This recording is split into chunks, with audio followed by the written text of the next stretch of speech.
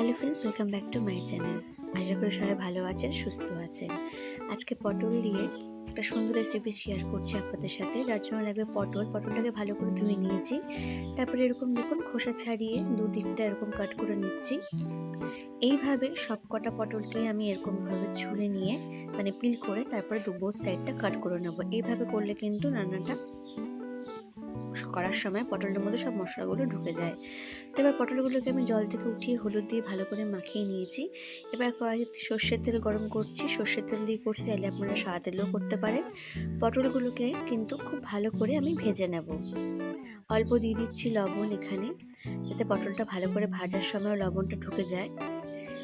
এবার এখানে একটু মনে রাখতে হবে যে পটলটা যেন খুব ভালোভাবে ভাজা হয়, নাহলে কিন্তু পরে পটলটা কিন্তু ভালো মতো সিদ্ধ হবে না বা খেতে অতটা ভালো লাগবে না। তো আমি বোথ সাইড কিন্তু অনেকটা সময় ধরে ভেজে নিচ্ছি। তো দেখুন হালকা হালকা লাল হয়ে গেছে, আমি আরেকটু লাল হওয়া অবধি ভাজবো। তো দেখুন পটল ভাজা হয়ে গেছে, এবার আমি কড়াই থেকে এগুলোকে উঠিয়ে রেখে দেবো।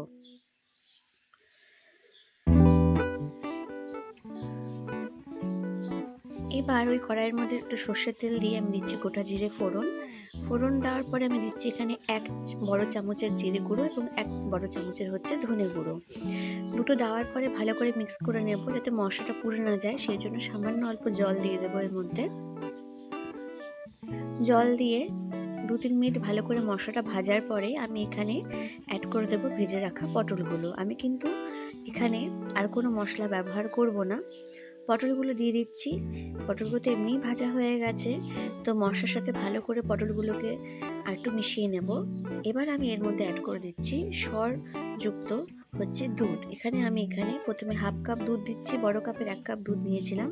হাফ কাপ দুধ দেওয়ার পরে ভালো করে মিশিয়ে নেওয়ার পরে এর মধ্যে অল্প একটু চিনিও আমি অ্যাড করে দিয়েছি। চিনি দেওয়ার পর বাকি দুধটা আমি কিন্তু এর মধ্যে অ্যাড করে দেবো। এখানে বড় কাপের 1 কাপ দুধ অ্যাড করেছি এবং চাইলে কিন্তু আপনারা এক্সট্রা করে মালাইটা ব্যবহার করতে পারেন। তা আমি যেহেতু সরযুক্ত দুধ ব্যবহার করেছি, তো 3-4 মিনিট ভালো করে কুক করে নিয়েছি। দেখুন সুন্দর ফুটে উঠেছে, গ্রেভিটাও ঠিক হয়ে গেছে। জাস্ট উপর দিয়ে লঙ্কাটা ছড়িয়ে দিচ্ছি। তো ফ্রেন্ডস, তৈরি হয়ে গেছে গরমা গরম দুধ পটলের রেসিপি। পটলগুলো তো আগেই সিদ্ধ হয়ে গেছিলো ভাজার সময়, সেই জন্যই বলেছিলাম যে ভালো করে পটলটাকে ভাজতে হবে। দেখুন কত সুন্দর হয়েছে, একটা রিচনেস এসছে, পটলগুলো দেখতেও ভালো লাগছে। আশা করি আপনাদের এই সিম্পল রেসিপিটি ভালো লাগবে। এর আগেও আমি চ্যানেলে দই পটল, তেল পটল রেসিপি শেয়ার করেছি, অবশ্যই বলবো ওগুলো দেখার জন্য। এটা কিন্তু দুধ পটল, যেটা কিন্তু কম উপকরণে তৈরি হয়ে যায়।